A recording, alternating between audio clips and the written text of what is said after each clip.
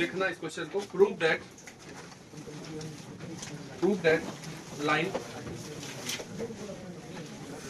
The line लिखा हुआ है x into a plus 2b। अब वहां प्रूव दैट वाला नहीं लिखा रहेगा, हम प्रूव दैट लिख दिया, ठीक है। वहां निकालने के लिए बोलेगा जो उसी से निकल जाएगा। Prove that line x into a plus 2b plus y into a plus 3b equal to a plus b। ये लाइन है। लाइन क्यों है? क्योंकि कोई कांस्टेंट इंटू x, फिर कांस्टेंट इंटू y, फिर उधर इक्वल टू कांस्टेंट। a और b कोई कांस्टेंट है। तो बोल रहा है प्रूव दैट द लाइन लिखा हुआ है for different value of a and b, for different value of a and b, a और b के अलग अलग मान के लिए will pass through a fix point, will pass through a fix point, ठीक है। क्या प्रूफ करना है? कि ये लाइन हमेशा एक फिक्स पॉइंट से पास करेगा ही करेगा, चाहे ए और बी कुछ भी हो जाए, वो एक फिक्स पॉइंट से पास करेगा। और पूछेगा also find that fix point.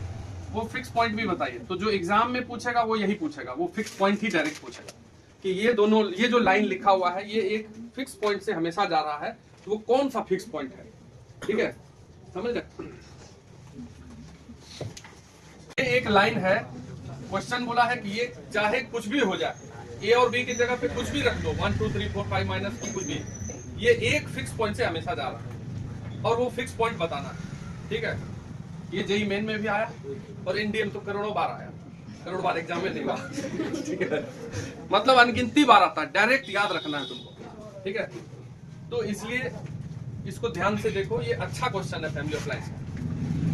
अब कब एक लाइन फिक्स पॉइंट से पास करता है? जब वो लाइन इस फॉर्मेट में हो। इधर देखिए, जब भी ये बात करे कि एक स्ट्रेट लाइन हमेशा फिक्स पॉइंट से पास कर रहा है, यानी कि वो दो लाइन के कॉम्बिनेशन में यदि लिखा चला जाए तो हो जाएगा। जैसे ऐसा इक्वेशन अगर सामने हो L1 plus lambda L2 is equal to 0, तो इसका यही मतलब हुआ कि ये एक फिक्स पॉइंट से पास कर रहा है। मतलब किस फिक्स पॉइंट से? L1 और L2 के इंटरसेक्शन पॉइंट से। ये मतलब होता है ना, ये L1 एक लाइन है और L2 एक लाइन है, L1 is equal to 0, L2 is equal to 0, और इनके फिक्स पॉइंट से पास होने वाला कोई भी लाइन को यदि लिखना हो तो हम इसी फॉर्म में लिखते हैं। इसी को तो फैमिली ऑफ लाइंस बोलते हैं।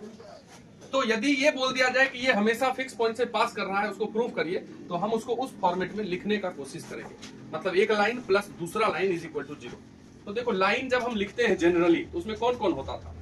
x प्लस वाई प्लस कोई कॉन्स्टेंट इक्वल टू 0, ये ना लाइन है, या फिर 2x प्लस 3y प्लस कुछ भी। मतलब अगर एक लाइन का जनरल इक्वेशन लिखना है तो उसमें x का टर्म, y का टर्म और कांस्टेंट, और क्या होता है? कुछ नहीं होता। तो हम इसमें दो लाइन बनाना चाहते हैं। तो देखिए, ये a वाला अगर इसको ब्रैकेट को ओपन कर दो अगर, तो xa, फिर ये क्या हो जाएगा 2bx, फिर वो क्या हो जाएगा ya, और फिर 3by, और उसको उधर ले आए तो minus a minus b is equal to 0। इसमें 2x 2y और 2 कांस्टेंट है कि नहीं है? तो एक x एक y एक कांस्टेंट एक साथ रख लेते हैं, वो एक लाइन बनाएगा। तो कैसे करेंगे? तो देखिए, ये x ले लिए, xa, तो a वाला y ले लो, यहाँ इसको ले लिए तो इसको ले लो, तो ya, और फिर इधर a माइनस a, ये तीनों उठा लिए एक साथ, ब्रैकेट बंद। अब b वाला देखो, इसको उठा लो, 2bx क्रॉस कर दिए, क्रॉस वाला एक साथ, फिर 3by, और फिर minus b is equal to 0। अब यहां से यदि a को कॉमन कर लो तो क्या बचेगा? x plus y minus 1, line type दिख रहा है। फिर यहां से क्या कॉमन कर लें? b, तो 2x plus 3y minus 1 is equal to 0। नहीं, अगर तुम इसको a से दोनों तरफ डिवाइड कर दो तो ये हो जाएगा। डिवाइड नहीं भी करेंगे तो चलेंगे। जैसे ही लाइन 1 प्लस लाइन 2 आया, इधर कोई भी कांस्टेंट इनटू हो सकता, कोई फर्क नहीं, ये इनके इंटरसेक्शन पॉइंट से पास कर रहा है। लेकिन अगर उस फॉर्म में लिखना चाहते हैं तो a हटा देते हैं, x plus y minus 1, a से भाग दे दिए, इसको भी a से भाग दे दो तो ये हो जाएगा b by a, 2x plus 3y minus 1 is equal to 0। यही लेमडा का काम करा के, lambda line 1 plus lambda line 2 is equal to 0। अगर इस फॉर्म में आ गया तो it is clear that this line will pass through intersection point of line 1 and line 2। मतलब ये लाइन हमेशा पास करेगा किसके इंटरसेक्शन पॉइंट से? ये लाइन 1 और लाइन 2। तो लाइन 1 क्या हो गया? यहाँ पे लाइन 1 हो गया, क्या हो गया? x plus y minus 1 is equal to 0, और लाइन 2 क्या हो गया? 2x plus 3y minus 1 is. इसको सॉल्व कर लो यदि 1 और 2 को, एक xy आएगा कि नहीं आएगा? उसी xy से ये लाइन पास कर रहा है। ये जो है, इसको अगर a मान ले हम, इट इज क्लियर दैट, ये एकदम क्लियर हो गया कि जो लाइन ए हो गया जो हम लिखे हुए हैं यहाँ पे, विल पास थ्रू, ये कहां से पास करेगा बोलो ना, ए फिक्स पॉइंट। कौन सा फिक्स पॉइंट? दैट इज, उधर गाना भी बज रहा, intersection point of line 1 and line 2। मतलब हमको क्या निकालना है, इस दोनों को सॉल्व करके क्या निकालना है, एक्स वाई, वही आंसर होगा, वही फिक्स पॉइंट होगा। ये लिखिए और उसको सॉल्व करके एक्स वाई निकालिए, वही आंसर होगा। क्या आंसर आया इसका?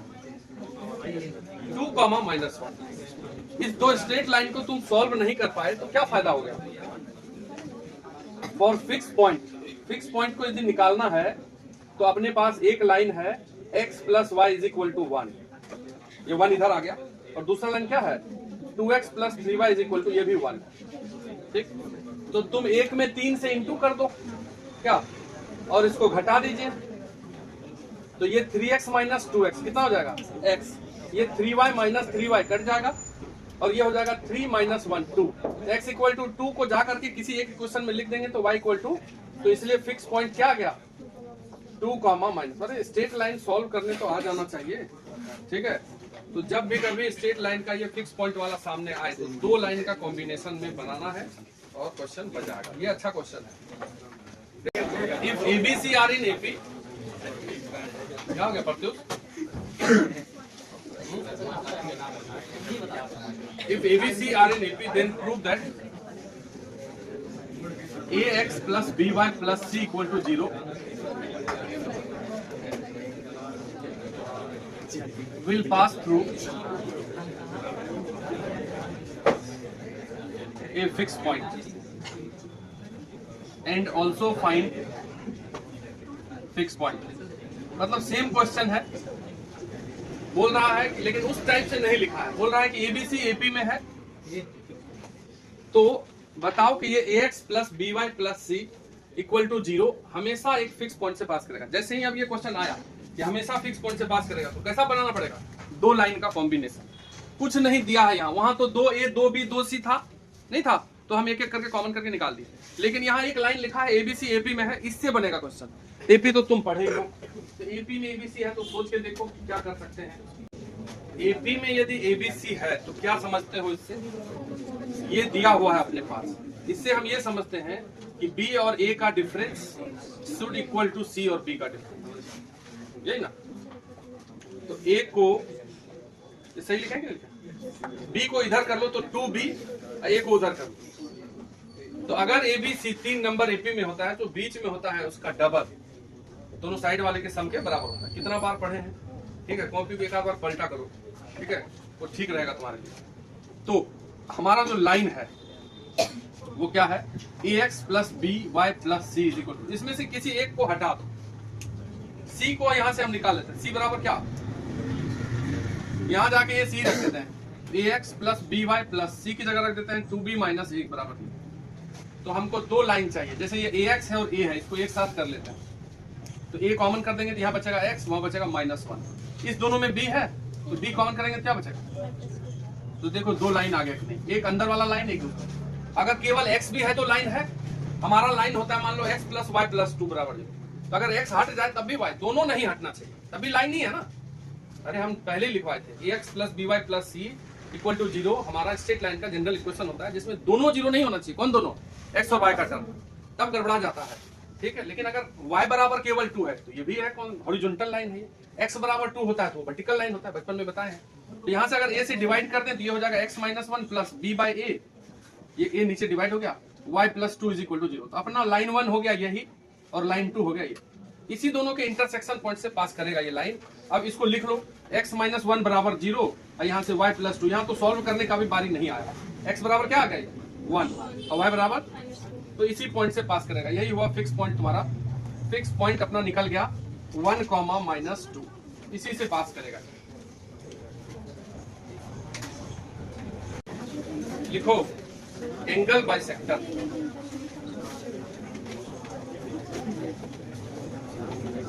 एंगल बाइसेक्टर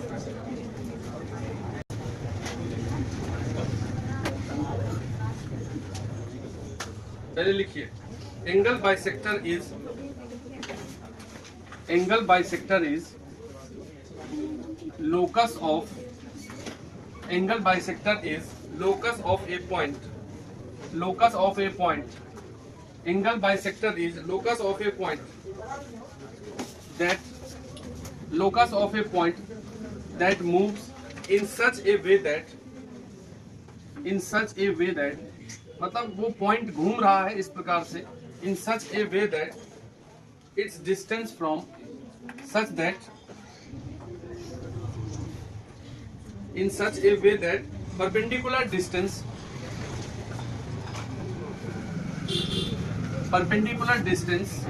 पहले लिख लीजिए, perpendicular distance from this point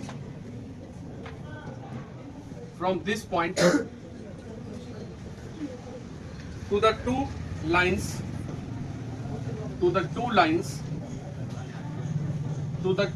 are equal। देखो क्या लिख दिए हैं हम, पहले इसको लिख लिए तो समझाएं हम, ठीक है। बोल रहा है कि एंगल बाइसेक्टर, तो दो लाइन यदि इंटरसेक्टिंग है तो उसी का एंगल बाइसेक्टर होता है। इधर देखो ना, ये दो लाइन इंटरसेक्टिंग है तो यहाँ एंगल बना कि नहीं, तो एंगल बाइसेक्टर मतलब ये जो इस एंगल को आधा आधा काटते और लाइन हो, इस लाइन को जो डॉट में लाइन है उसको क्या बोलते हैं, एंगल बाइसेक्टर। तो एंगल तो इधर भी बन रहा है, नहीं बन रहा, इधर भी होगा एंगल बाइसेक्टर। तो दो दिए हुए लाइन के केस में कितने एंगल बाइसेक्टर, दो, एक वो ब्लू वाला, एक काला वाला डॉट लाइन। एक अगर दो लाइन ऐसे कट रहा है तो ये जो स्पेस है, अगर ये एक्यूट है तो ये ऑब्ट्यूज है। अगर मान लो ये 60 डिग्री है तो ये बगल वाला कितना हो जाएगा, 120, दोनों मिला के 180। तो हमेशा एंगल बाइसेक्टर दो गो होता है, एक एक्यूट एंगल बाइसेक्टर और एक। मेन बात जो कंपटीशन में सामने आता है वो इन दोनों में डिफरेंस। ऐसे इजी वे में तो सिंपल है, एंगल बाइसेक्टर है सीधा सीधा दो, बस दोनों में अंतर कैसे फाइंड करते हैं ये पता होना है, वो समझाएंगे। तो हम यहाँ हेडिंग में क्या लिख दिए कि एंगल बाइसेक्टर एक ऐसे पॉइंट का लोकस है, जैसे इस लाइन पे, डॉटेड लाइन पे अगर कोई पॉइंट मूविंग है, ये मूविंग पॉइंट है, तो इस प्रकार से ये घूम रहा है ये मूविंग पॉइंट, कि उसका दोनों लाइन से परपेंडिकुलर दूरी हमेशा सेम। फोटो थोड़ा सा गलत बना, अलग अलग लग रहा है, ठीक है। ये दूरी और ये दूरी अगर सेम है तो ये परपेंडिकुलर बाइसेक्टर।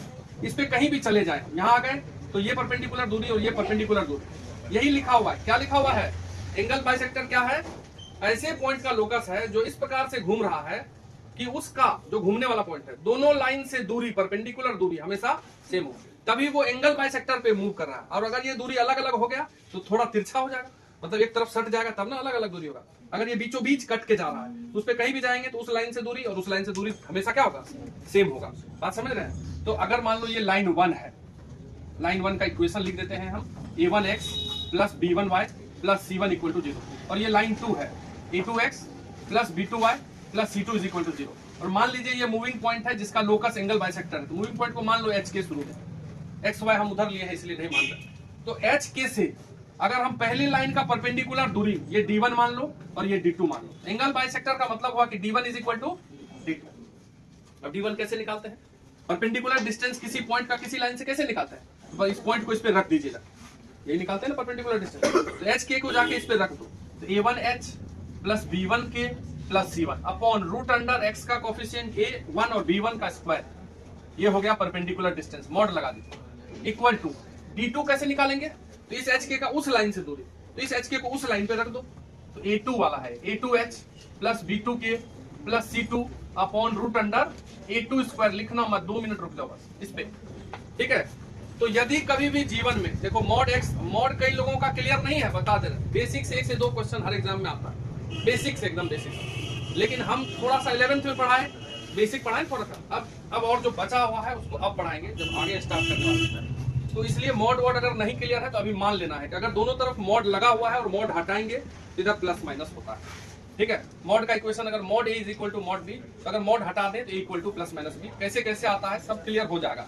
यहाँ से यदि इस मॉड को हटाओगे तो क्या हो जाएगा, ये a1h, अब h की जगह x लिख देते हैं वापस, तो a1x रिप्लेस करते हैं लोकस में, b1y plus c1 upon root under a1 square plus b1 square is equal to plus minus a2x plus b2y plus c2 divided by root under.